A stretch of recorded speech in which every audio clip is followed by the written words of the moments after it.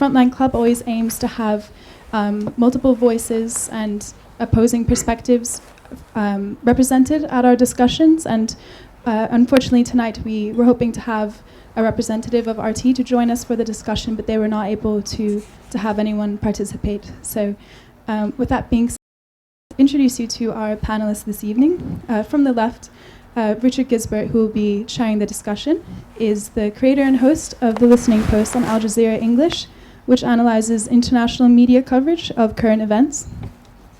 Peter Pomerantsev is an author and TV producer. His book about Russian media, Nothing is True and Everything is Possible, was released in February and has been selected as a BBC Book of the Week. Ben Judah is a Kremlin expert and author of Fragile Empire, How Russia Fell in and Out of Love with Vladimir Putin. And of course, Misja Pekel, the director of The World According to Russia Today. And before we begin, as far as questions are concerned, we are recording the Q&A this evening, so if you can just wait for the microphone to come to you. And also...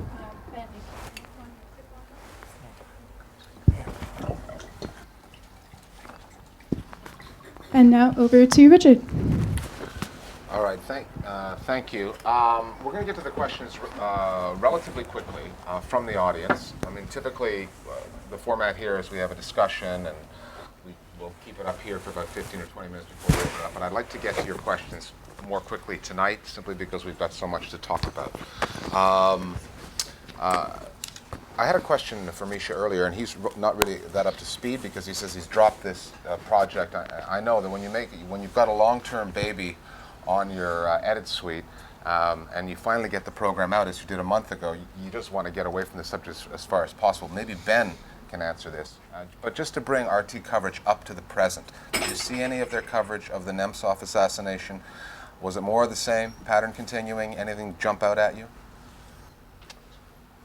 I think that what's interesting about the RT coverage of the Nemtsov assassination is how it didn't pick up a lot of themes in the Russian media. Like, the Russian media has been swimming with all kinds of sinister allegations of Ukrainians, of mysterious dark forces in Chechnya, all kinds of accusations of the CIA, of America, and RT alluded to some of them whilst trying to be more restrained. I think that's an interesting example of how RT tries to modify the Russian message without breaking with it for a Western audience. Peter, did you see any of it? I haven't. I've been travelling non-stop the last few days, so I missed it. One of the things that I find really interesting about RT, and there was an analogy I read a few weeks ago, which I mistakenly thought was Peter's, and I threw at him earlier. He disowned it.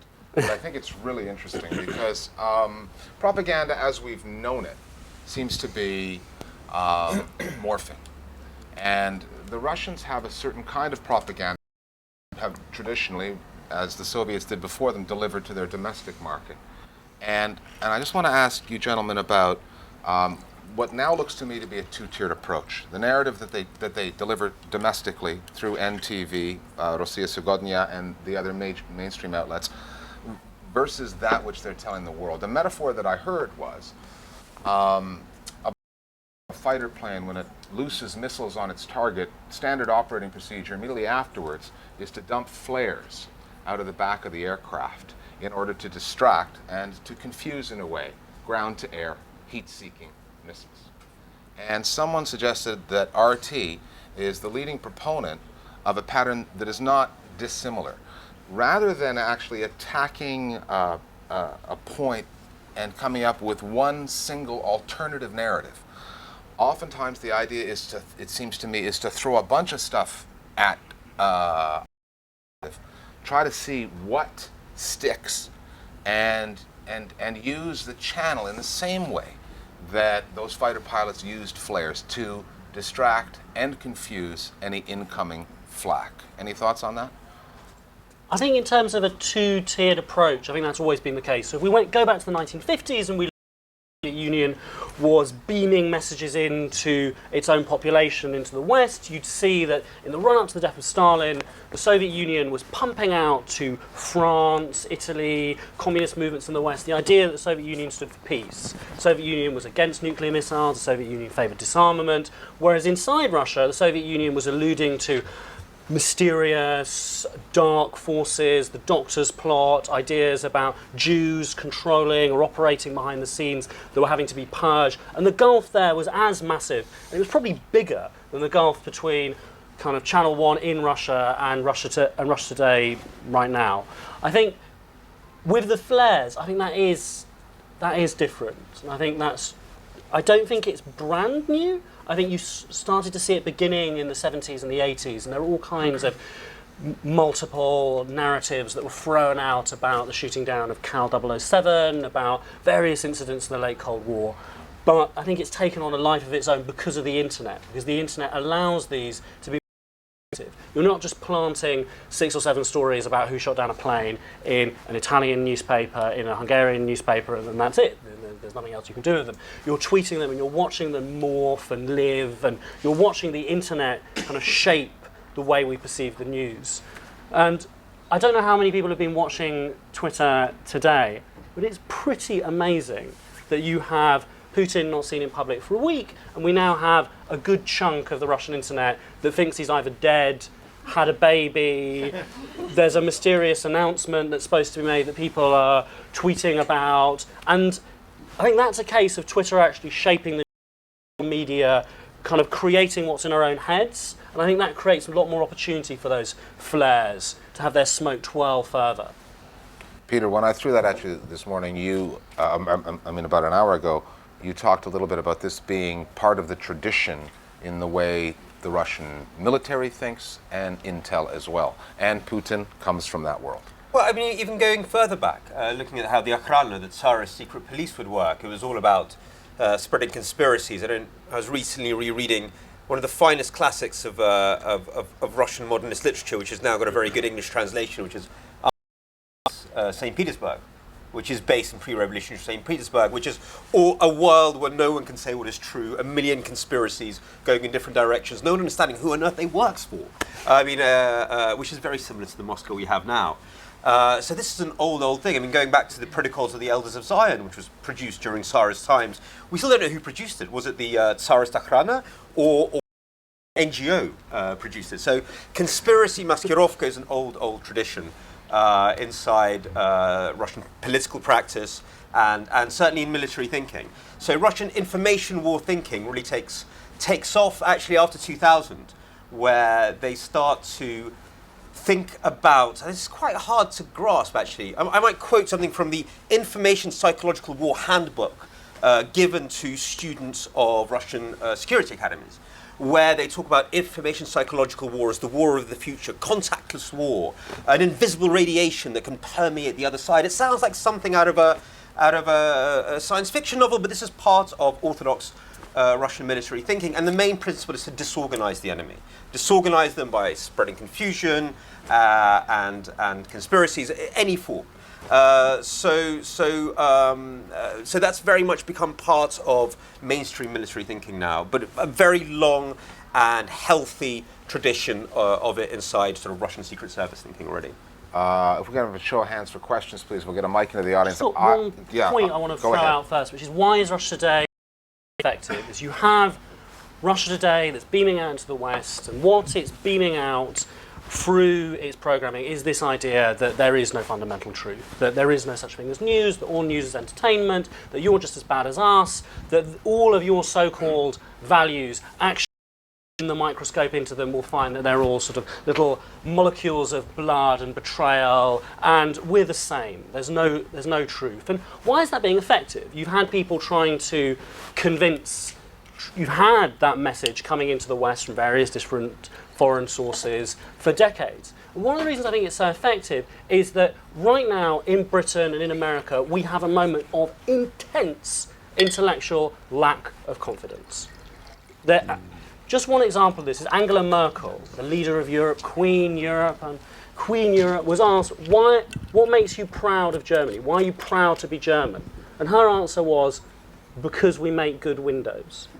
Well, that's not really a rallying cry against Russia's fusion of postmodern ideas with kind of the values of antiquity, of the only thing that is true is power and wealth. Only yesterday I was watching Ask Miliband, and Miliband was asked, what's the promise of Britain? So Miliband, I thought he was quite good. He said the promise of Britain is that you will have a life that's economically better than your parents. Okay, well that's not really True. That's not but that's not an intellectual self-confident. That's not an intellectually self-confident approach to the world. Right now, we look in our newspapers, look in our conversations, we look in our Twitter sphere, we see just doubt. I don't think right now, and I think this is. It has happened at times in the 20th century, but I think it's going on for one of its deepest troughs now. I don't think that the British believe, on some level, that their way of life is secure, will last, and is necessarily better than other societies in the world. And I think RT is entering our self-doubt, and that's why it's effective. I've got one more question for the panel. We have a microphone, Yep, and we'll I get. see the microphone is over on the side. Okay, and that'll be the first question right after this one. I'm going to throw this at Misha, and Misha, feel free to hand it off to your British colleagues, because you may not be up to speed on Ofcom, the British broadcasting regulator. And Ofcom has had complaints, has I think run, if I'm not mistaken, 6 of what it calls investigations into RT. Now, all Ofcom requires to trigger an investigation is a complaint from a single British citizen. And the complaints have been about bias, and there's another investigation that I think is now underway. I think the first time Ofcom looked at RT was immediately after the Russians had either jammed BBC's Russian language service. Anyway, there were allegations of a quid pro quo. Knowing what you do about this channel now, is this channel something that the British broadcast regulator should continue to allow to be broadcast into this country? And Ben and Peter, feel free to jump on the back of Misha on this.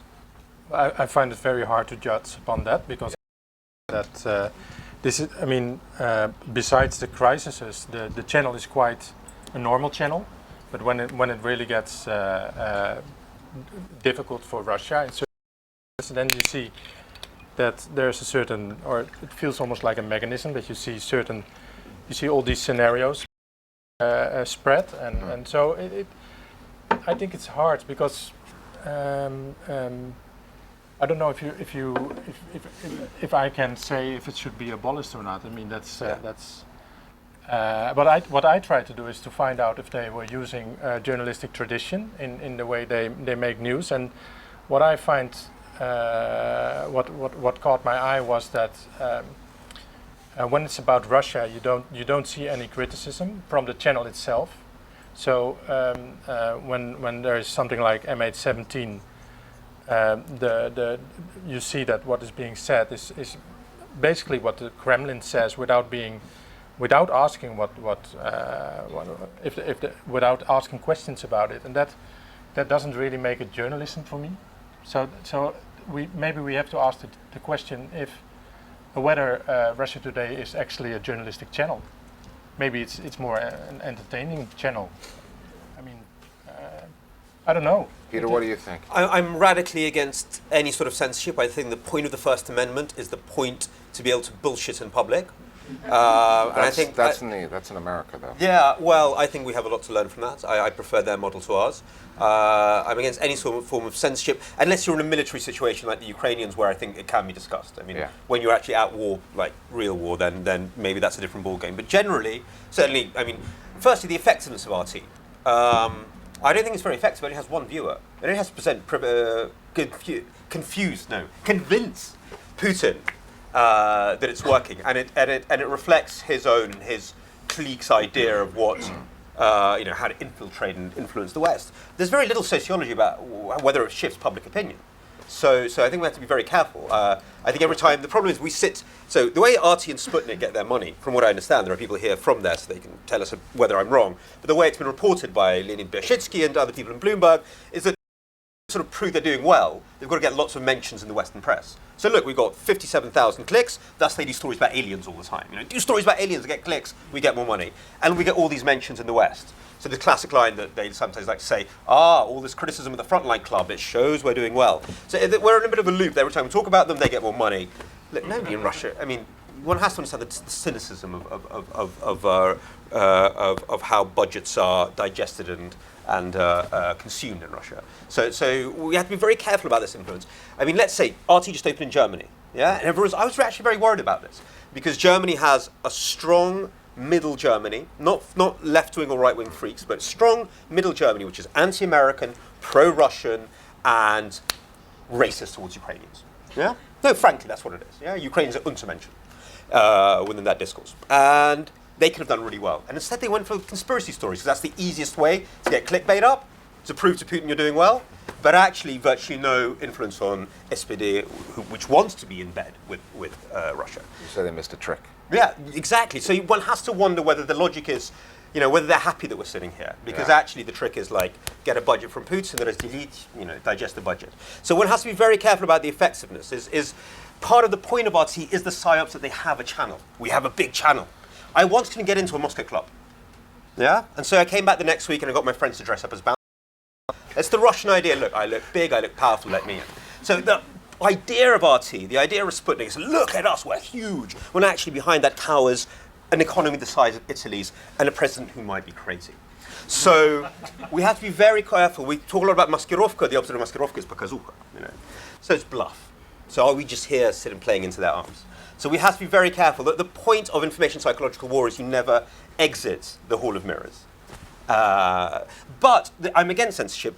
Your question original one. I'm against censorship. What I think we're talking about a much bigger general crisis of media where we've sort of lost track of what on earth an international news organization does and doesn't do. I'd like to see a Geneva moment for journalism, like you had a Helsinki moment for human rights, saying, I want all the big news channels, the Al Jazeera's, the Russia Today's, to sit down together and do a charter, not of what they do, but what they don't do. Because we can't prove truth. We can't say what journalism is, we can say what it isn't. So making shit up, like they did in that story with Misja Pekel, is not kosher. Excuse my relevant pun. But even though Kapustin's liberal, so maybe he's fine with that. But so I would like to see a moment of self-regulation. Yeah. Because I think we actually stand on sort of the doorstep of a deluge of disinformation. Unless they hold the summit at Murdoch's headquarters. Yeah. Ben, do you have any thoughts on Ofcom? I think one of the things I was very interested in the film was this exploration of why would Western journalists go and work for Russia Today. And I think it's interesting, especially as we're in London, to sort of turn the camera away from the Russians and onto the Englishmen. And if you actually look at our professional generation, of which journalists are one part, lawyers, bankers are the other large segment, you'll see that journalists have perhaps held up rather well the temptation to launder dirty money and work for dictators than the people they went to university with. And I think right now one of the underlying reasons of us doubting ourselves, of not really knowing how to respond to the manufacture of fake news, of not really knowing whether we should watch this channel, ban it, how we should deal with it, is just the immense scale of the laundering of Russian money that's taking place in the UK. And since I started campaigning about this about a year ago, there have been two reports that have been very revealing. One is that 10% of all properties in Kensington and Chelsea are owned by offshore vehicles. That's 1 in 10 of the houses that you see are being used most probably for money laundering. And the other is that there's been a fantastic report by a brilliant analyst called Oliver Harvey at Deutsche Bank, which shows that there is 113 billion annually coming into the UK of illicit flows of money. That's not coming on any.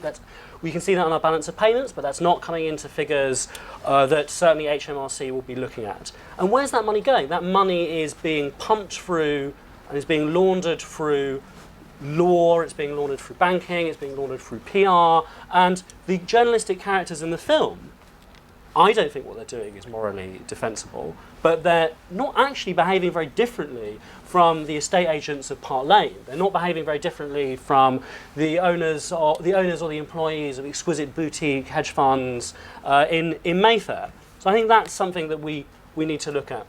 I think this also is part of a general we've seen in the UK, and I think that Englishmen are very vulnerable to this, which is wishful thinking about England having exited history. We saw this in the 1930s, we saw this at certain points in the 19th century, and I think we're seeing it now. And when this kind of Conservative-dominated government began, there was a moment of blissful wishful thinking that went on inside one of these terribly, terribly run Foreign Office departments of William Hague, which is, we don't need the BBC World Service anymore, really, really. It's lovely, it's vintage, it's a piece of public service broadcasting, we don't need it. It doesn't matter if we push through all these cuts, which will reduce its share of viewing from 180 million to 150 million a week. It doesn't matter if we cut programming in Russian or Ukrainian or Mandarin Chinese, because we're not fighting anyone anymore. England has sailed away, England's in the middle Atlantic, and people are just coming and mooring the money. And I think we're in one of those moments now. And we've dealt with these moments in the past where Europe has been inundated with propaganda coming from Russia or coming from Turkey at times. And we responded in a very clear way, which is taxing the way people are gathering most of their money, which is television, and funding public sector journalism of the highest standard to broadcast out. And what I would like to see is a license fee for the internet. I'd like to see not everyone in this room, but everyone in this country, and hopefully everyone in the European Union, pay £10. £10 license fee for the internet, and that to go into funding existing public sector broadcast standard of journalistic excellence, such as the BBC, such as Deutsche Welle, and to use these existing things to actually expose where Russia Today is lying, where other sources of media are lying, and make journalism bring a little bit back to journalism what was going on 20 years ago. Question over here. Feel free to stand up so we can see you. Tell us your name, if there's an affiliation where you're working or teaching, and you want to share that with us, that would be good too. Yeah, thank you very much. The name's Ewan Grant. I'm a former customs and excise intelligence analyst for the ex-Soviet Union, and I've worked extensively with law enforcement agencies in Ukraine since I left government service.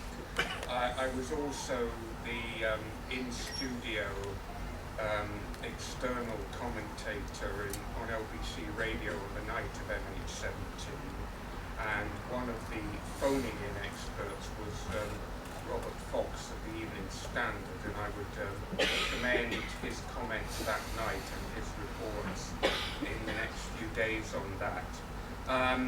My question is, the club has told us that RT were unable to provide a spokesman on the panel. Do any of the panel believe that, or is it the case that what unable means is unwilling? And just finishing, I would urge anybody who hasn't read Ben Judah's Sunday Times article of the 8th of this month, last Sunday, really, when I saw that, within half an hour, I'd alerted a lot of people. It's a must-read item. And he's not the only person on the panel who's done must-read stuff in the last few years. Well, thank you. A plant. Promoting a Murdoch paper. What's going on here? More hands It's for a questions. conspiracy. If you could just answer that one specifically on the lack of an RT spokesperson. Yeah, well, we tried to get them in the film, and we tried several times. At a certain point, we had dates in Moscow. We could come to Moscow, and then they were cancelled at the end. And so in December, we had decided, okay, we tell them we want to have you in our show, okay, and we will come anywhere to Europe, anytime, and any person. It doesn't matter where. But they didn't have time for us after that neither. So it was very obvious to us that they were not very willing to talk to us. And I've seen Retansi that went a different way. We weren't we didn't talk to the spokesperson, but via other ways, and then we got in. But whether Afshin got any flack from RT for speaking to you? I don't know. All right. Next question. Where is it coming from? And you decide. I'm just going to point when you've decided. I'll just look for the microphone. So if we get the second microphone into another Hi hand there. now, and remember to turn it on, please. Thank you. It's on. Hi, it's Katie Engelhart with Vice News. I have a question for the director. I guess I was struck by the fact that you only managed to get one voice from inside RT. I wonder, what was your process of reaching out to the organization, and at what point did you decide that one voice was enough to kind of go forward with the film?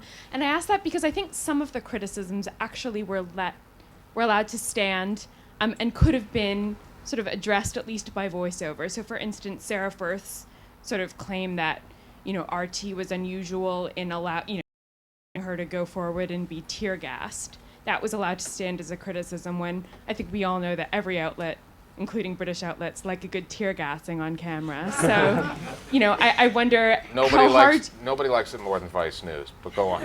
We love a good tear gas.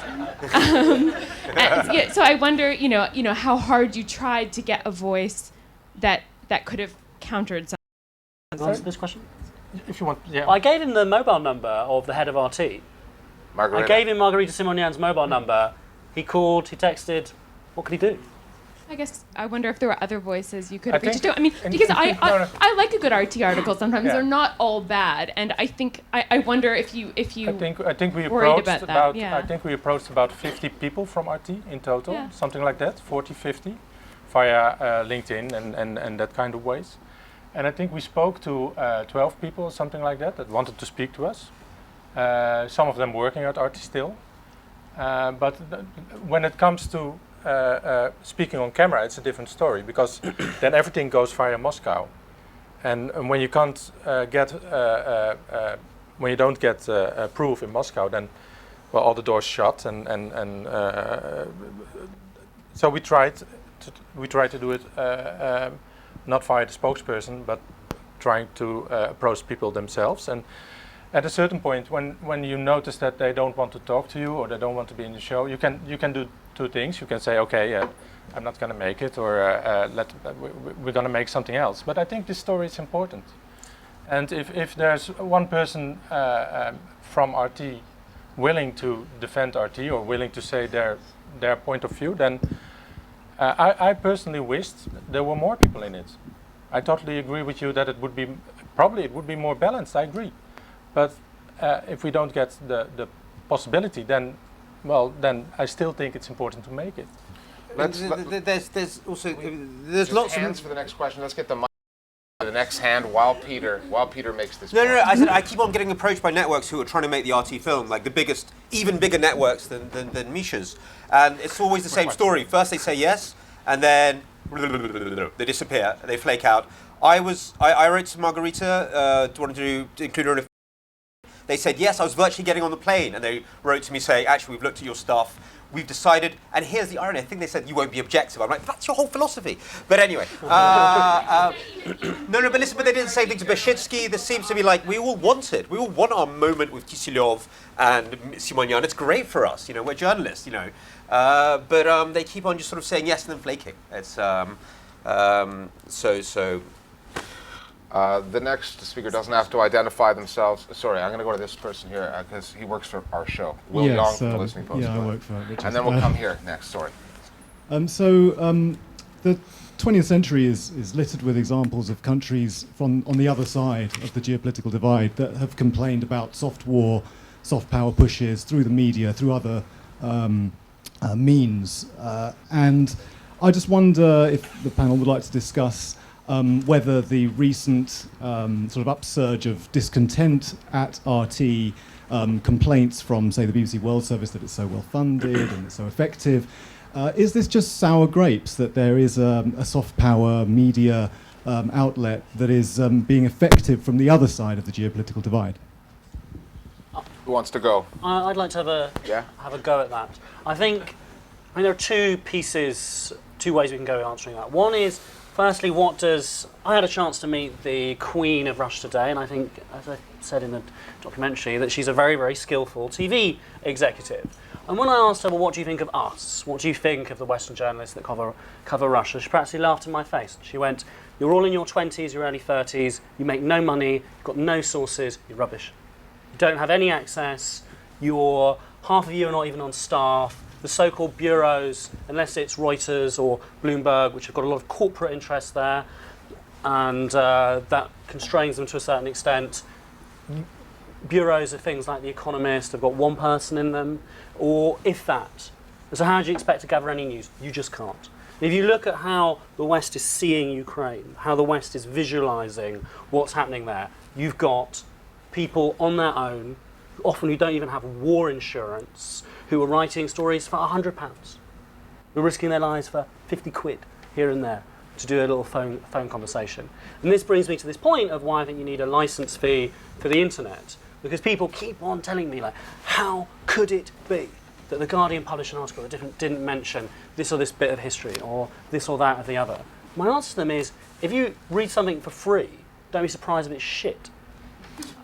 Yeah, also, that you mentioned soft power. So you're on the wrong cloud here. So the Russian understanding of soft power doesn't exist. I mean, Putin first mentioned soft power in 2011, 2012, and he talks about it not as our understanding of soft power, making yourself look good, the power of attraction, but the continuation of foreign policy through non-military means. So the idea of soft power is stirring revolution abroad, etc., etc., etc. It's got nothing to do with the Western idea of soft power and being attractive. So we have to be very careful of putting in a soft power, so that kind of paradigm of soft power. There are plenty of examples of Western governments doing exactly that, fomenting revolution. No, that's psyops. That's different. So for him, soft power equals psyops. So for them, so both sides do psyops. For them, RT is part of, from what I can understand, a psyops mechanism.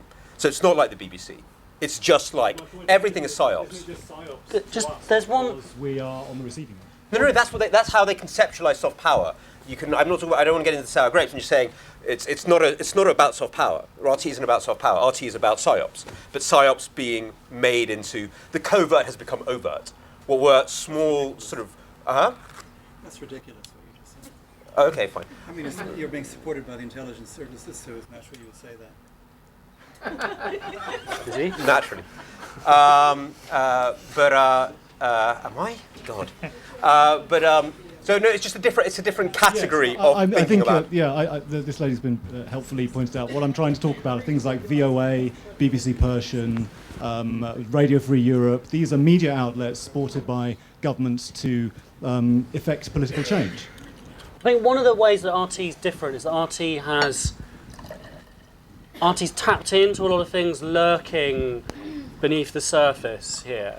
And when it finds them, it gives them more and more and more space. I think one is the general growth of conspiracy theories in our culture in the last 10 or 15 years. I do a lot of in the street. I'm just at the end of writing a new book about London. And when I just stand and just interview dozens and dozens and hundreds of people on street corners, I'm amazed by the amount of conspiracy theories they tell me about. He's hit on that, and I think that's different from how we've dealt with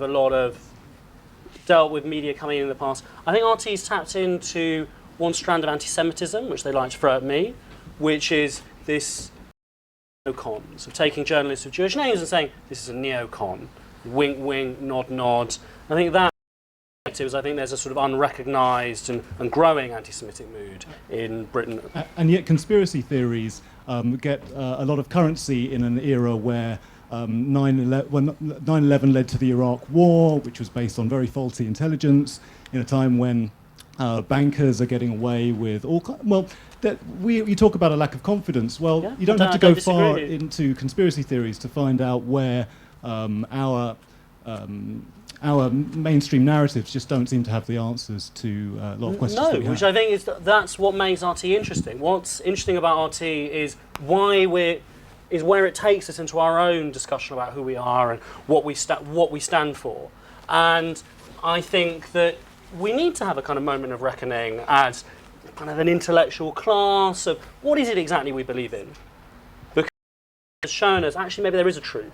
If you take the postmodernist vision of journalism or that postmodernist understanding we talk at university to its natural end, you end up with space aliens eating the MH17. And where do we find a balance as journalists and thinkers and consumers of the news in which we've understood the excesses of ideology that recently led to the tragedies of the war on terror, but without wholesale abandoning a lot of the principles that make a democracy and make the press strong? I think that's a conversation we need to have again and again and again. I cut Will Young all the time, so I don't mind doing it now. No, Peter, but one more point? I think you've struck on the key issue. You're doing an equivalence between Россия сегодня, RT, and BBC World. They are different. PSYOPs here, let's say, the greatest PSYOPs ever pulled was Edward Bernace's, conning of and use of CIA agents in Western newspapers to convince the world that the Guatemalan Revolution was communist when actually it wasn't. So that is a PSYOPs, as opposed to what BBC World do or what Radio Free Europe did, which was basically just do sort of like, they didn't do disinformation as practice. Quite the opposite. It was about supporting journalism and using. I think it comes down to a question of methodology and using sort of empirical truth as what they did. They clearly had a political agenda, but they still stuck to rational argumentation, and even maybe within that there were sides, but they were set up to do that. So I think there's a difference between that and just using an organisation to do PSYOPs. I mean, there's a very big difference between that. Perhaps one of the things that can be accomplished at Ben Judah's Global Media Summit Jamboree is agreeing on what's PSYOPs, what's soft power, and then everybody can talk with one set of terms. Go ahead. Hi, my name's Chris King. I'm a Frontline Club member and not a journalist of any kind. The West is not immune to this. Has anyone watched Fox News recently? Well, not recently. No, I mean, and this does take us to, and we'll get to this, but one of the things that I remember when Liz Wall resigned that day, and there is a bit of a backstory to Liz Wall and some emails between her and some member of a right-wing think tank, and they were obviously prepping her, and she was picking her moment to jump. But I worked in U.S. media for ABC News in the post-9/11 era. There were a lot of lies told. ABC was the best of a bad lot in America. We did a bad job, and we still are on the record at ABC News, I don't work there anymore, as that anthrax coming from Iraq, and there's a lot of stuff. At least the New York Times has apologized. The American media haven't done any of that. And what I wished I had have seen, and perhaps I feel a little bit guilty about, and although I wasn't doing a lot of that kind of work because I was in London back for ABC in that time, is that I don't remember anybody resigning from U.S. media. There were crimes committed against journalism, and when the crime against journalism is big enough, what often ensues, whether it's Iraq, whether it's Rwanda, is a crime against humanity. And that's what happened. And the one thing I would say about that is that more Americans should have taken that step, and they didn't. Well, I agree with everything you just said, but I think I notice amongst the left that realisation, and that's a shocking realisation, that's very upsetting for our political class and our that's led people to end up in a position, it's shocked people, and it's taken us into a position where we are willing to view other countries' acts of imperialism or acts of aggression as simply other people's narratives, other people's stories. And I found myself like on the bus or kind of like on the tube, imagining, what my letter to the British left would be. And my letter to the British left would be, so you hate Fox News, so you hate Iraq and Afghanistan, so you hate HSBC. If you hate all those things, can you acknowledge that other countries and other great powers can commit similar sins? Like if you hate HSBC, you hate Gazprom. Like if you hate Fox News, you hate RT, and you hate it with the same intensity. Like if you are disgusted by Western corruption of finance, you're disgusted by Russian corruption of finance. And often you'll find that it's the same circle of bankers in London twirling this around. And I don't hear that.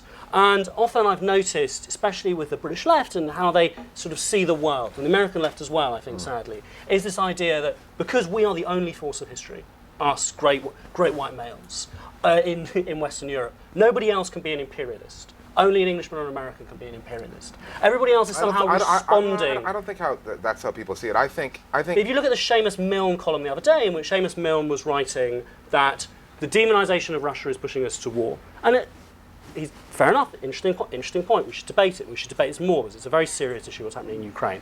But his column was written as if Russia doesn't have it. Russia's only responding.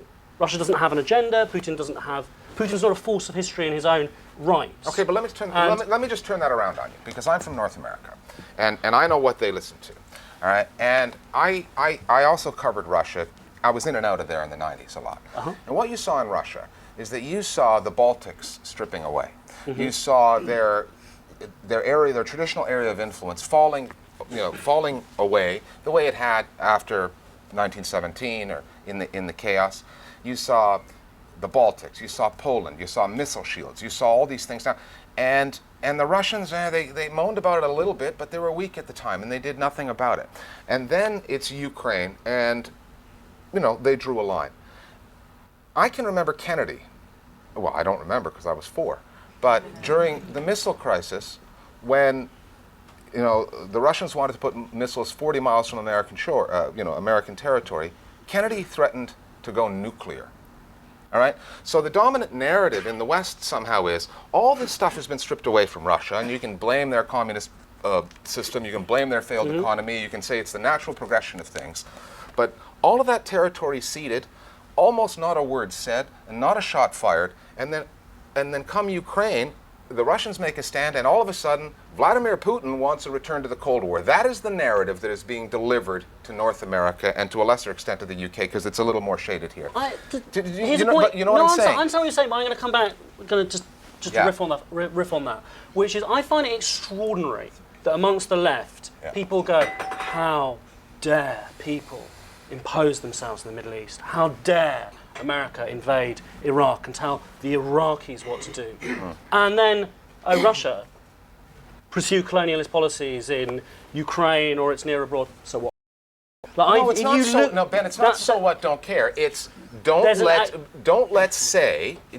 just let lie as fact the idea that Putin wants to start another Cold War. They've lost a shitload of territory and they didn't do a thing. Okay,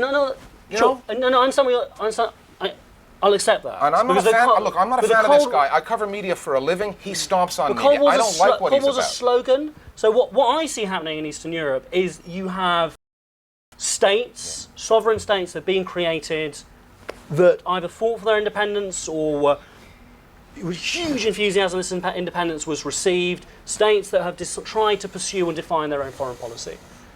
And Russia is trying to stop it. That's a colonial situation in which, no, Ukraine does not exist. Ukrainians, you're not the equal to us. You can't choose whether your country's part of the EU or whether it's part of NATO. We choose for you because we are the superior race. And Putin is pursuing that, in my opinion, against these nations in Eastern Europe. Cold War, not Cold War, America's policy, not America's policy. I think that comes down to your view of the world, which is if you have, and I think this is actually a right-wing position, not a left-wing position, which is these people are far away and I don't give a shit about Estonians or Ukrainians and whatever, strong nations are strong nations. That's a view. That's a view of international relations. It doesn't matter, an American power and American progress are better concentrated elsewhere. But if you have, I think this is the left-wing position, if you believe that every nation, from the Palestinians to the Ukrainians, has a right to define their own future, then I actually think you oppose Vladimir Putin. Do you oppose him in a Cold War way? Probably not. But should the left be throwing its weight behind solidarity movements to Eastern European people who are seeing their independence stripped away? I think yes. I see there's been a question in the front for quite some time, so I'll let you jump.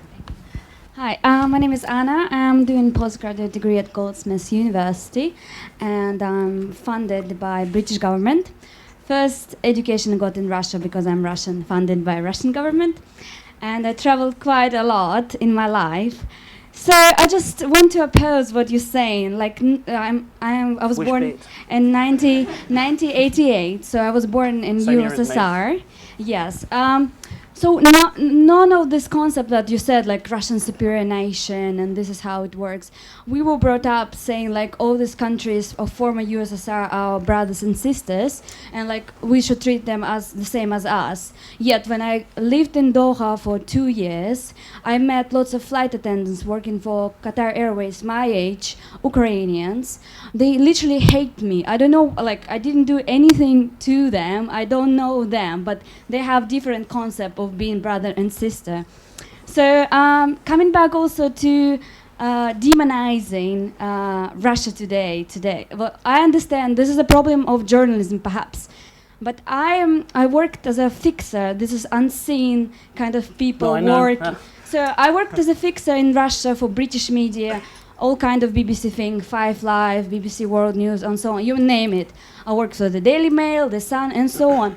So just to give you a simple example, now politics or heavy things like that. I got a British boyfriend, and my first thing that my editor said, "Oh, you got this English boyfriend, let's write a piece, let's say good things and bad things about him." So I'm like... Wait a second, are we talking about the Daily Mail here, the Sun? Yeah, so anyway, it wasn't Daily Mail. Which outlet was it? Well, one of the outlets, I don't want to name. So I just make the point of, like, not the Sun, not the Sun, that what I said good about my boyfriend was completely turned off, and was the article, Russian women coming to London, say this and this, British men ugly, and so on and so on. You know, and it's like, we nearly broke up, and, you know. Yeah, but then he got and it was fine. So I'm just saying, there's a problem like of journalism, and yeah. But Russia Today, I personally don't watch Russia Today, but I understand the point, and I've seen one of the presenters myself. But there's a problem of journalists, perhaps. But I want to pick up on that point of Russians and Ukrainians are brothers, and is that what Russians think? Yes, it is what Russians think. But is that the policy pursuing? If you go into the mind of the Russian military state, and there are 3 million people in Russia who work for the security state, and then you've got around 1 million who are part of the army. So what's their deep ideology? I think there's a deep ideology which is there should be one great Slavic state. And that great Slavic state should be Russia and Ukraine and Belarus, and that this is one nation torn apart by a tragedy of history. And what Vladimir Putin has done is make that great Slavic state impossible. Because Vladimir Putin, for cheap, pathetic reasons of his glory, of his regime, of the success of his foreign policy, for his great one-hour TV show, has turned that brotherhood into hate and enmity. Because Putin inflicted around Donetsk one of the most vicious defeats on Ukrainians in their history. And I'm afraid that you're going to have to deal with that for the rest of your life. And it was a betrayal of the very ideology of the Russian deep state, which is the empire. Because of this, the empire is not going to come back. I'm just going to chime in because I believe we have time for a couple of more questions. So I want to make sure that some of the people who have had questions for a long time get reached. And although I know this doing our show, it's very difficult to talk about big media without falling into the geopolitics, but we're going to, keep in mind this was a film about the media. Go ahead. Where are we? Go ahead. My name is Max Hess. I'm a political risk analyst at AKE Group, and my question is sort of in response to the last point where you said Putin is trying to create this or at least has this dream of creating this pan-Slavic empire, and that's been a major trend throughout Russian history. But with regards to the conversation, bringing it back to the media a little bit today, I'd like to draw attention back to the conflict in Georgia in 2008. That is obviously not a Slavic state by any means. The people of both the separatist regions there, Abkhazia and South Ossetia, are also not Slavs. And as the movie pointed out very clearly, these same issues with genocide in Russia today, how they were showing that on television and how they were spinning that conflict prominent back in 2008. Why are we having this conversation today? Shouldn't we have had this conversation in 2009 or in 2008 even? Is it because there are so many more? It's become prominent again. Why are we so late to react? Just to specify, I was saying that there's an ideology within the Russian military state of a great Slavic state, and that being the goal of Russia. But I think that Putin deliberately thrown away that chance, because Putin should have pursued a slow, peaceful strategy towards the co-option of Ukraine, and instead, for victory points, he started tearing it up. Why are we not having this conversation? I don't know. I mean, people like me and Peter have been having this conversation for 10 years. Question at the back. Behind you? Yes, in the back, very back row. Well, Hi, just coming back to the film, to the maker of the film, who do you think watches Russia Today, and how much impact do you think it actually has in its, how much impact does it have? I think that last question is very difficult to measure the impact. As I said before, we have a series in Holland, and we make different episodes about media. And with other subjects, it's easier to measure the impact. For example, we made one about the possibility of Greece leaving the euro. And there you see it on the market what the impact is. If a politician says something, you immediately see an impact on the market, and you see the interest rates of bonds going up, and Greek taking out the money from the banks.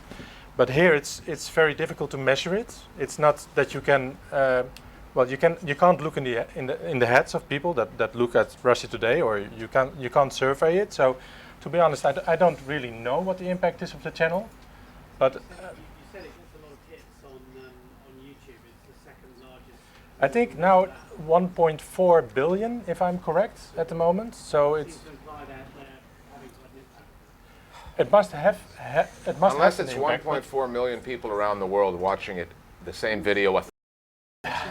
We've got a question here, I think, and then there's a gentleman here would like a question as well, and we've got one back there. We're going to try to get 3 more. We're going to try to go here, there, and then we'll have to cut it off. And I'm very sorry, but there's a bar. I'll be going there. I'd like a question before. Okay, but I'm sorry, I have to cut it off somewhere. Let's go. Question 1 here. Thanks very much. I wondered if the panel thought if there were any benefits to Russia Today, and I'm thinking particularly of, yes, they go off piece when it comes to what they deem as their core interests, but when it comes to things like interviewing the dispossessed in the Western world, the powerless, and so on. I would have thought that if you wanted a high-resolution picture of what's going on in the Western world, you would watch the Western media, and you would watch elements of Russia Today, which are shining a light where the traditional Western media doesn't really go. And one of the things that we saw was at least they were on Occupy Wall Street when CNN wasn't. Right. Anybody on that question? Well, I think the benefit of Russia Today is we're having this conversation. I want this conversation to be about what we, moving on from the post-9/11 mood. What do we stand for as Western journalists, and what are we aiming for? And I think Russia Today is very useful for that. In terms of do I watch it? When I met my told me that she had realised that space was undercovered in the Western media. Not enough space travel was happening. And one of the early things she'd worked on is you need a lot of space. And I must admit that I do watch the space videos. I do too. On Russia Today, because it is undercovered. Yeah, I like that stuff. We have a question here. I'm James Thacker. I worked with 10 human rights groups. I know every figure in the Zamistad movement. I work with the Russian Free Trade Union, SMOT, with Index on Censorship, with Campaign Against Psychiatric Abuses, with Amnesty. And I've been 6 times on Voice of Russia Radio, and I'd like to make a comment on behalf of the Russian people. I do not like Putin. I don't like the fact that he confiscated the Memorial files. Everybody I know has suffered from him. The Helsinki movement you mentioned. I don't think you should quite cite it in the case of information here. The Dutch suffered tremendously because of this plane, and I think your film comes out of the Dutch psyche up to a point. You got into a certain amount of trouble here. You have 2 people here who are, I was glad to hear you sounding, I take your line on this.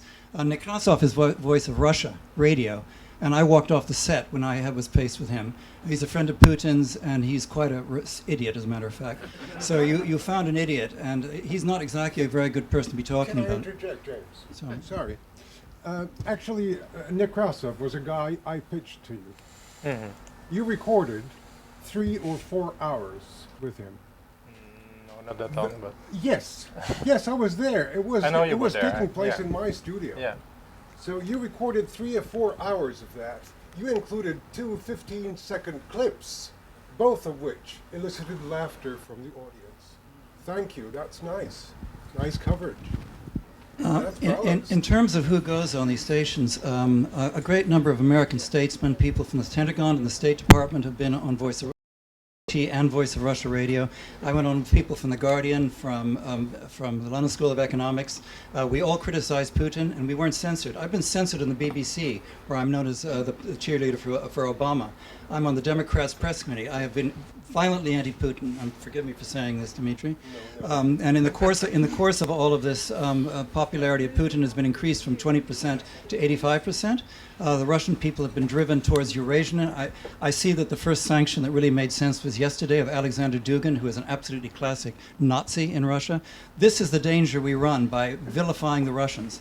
So I think really we should take a little bit, the Ukrainian people have also been thrown to the dogs by all this incredible amount of rhetoric. Poroshenko was led to believe he was going to have NATO and money from the West, and the result is he bombed Donetsk. I mean, it wasn't the Russians who bombed Donetsk you were talking about, it was the Ukrainian government that assaulted Donetsk. So the Western media has a lot to answer for, and I would put to you that my friend Ken Roth of Human Rights Watch has been on RT twice at length. They didn't censor him. He did a deal with them. He criticized Putin. He criticized the human rights record. He said they were not justified to call this humanitarian intervention, and he made a very strong case, and he was allowed to speak. You want to take that on, Misha? I mean, the thing is, again, we have a series, and we make programs about other channels or programs as well, also about Dutch programs. So it's not that we as a series focus on Russia Today or something. We chosen to do a story about it now, but and for Nekrasov, if you have the feeling that this is not the way he should respond, then I regret that. We spoke with each other for an hour. That's true, and I did my editing. Yeah, true. I choose from what I record, and I also understand that some people are not happy with it, but that's something I have to live with, because that's also a job of a journalist sometimes. We have time for one last question. Unfortunately, this will have to be the last one. Hi, I'm a freelancer at Al Jazeera. It was mentioned in the film that RT is the second most foreign news broadcaster watched in America, and I'm absolutely astounded by that. Given the historical hostilities, and also, Al Jazeera America is flailing in America, CCTV is trying desperately. How did RT manage to get a significant number of viewers in America? What do you think, Peter? Is it the second most watched foreign... After the Beeb. After the Beeb, so bigger than Al Jazeera? Sorry, but true. I mean, generally RT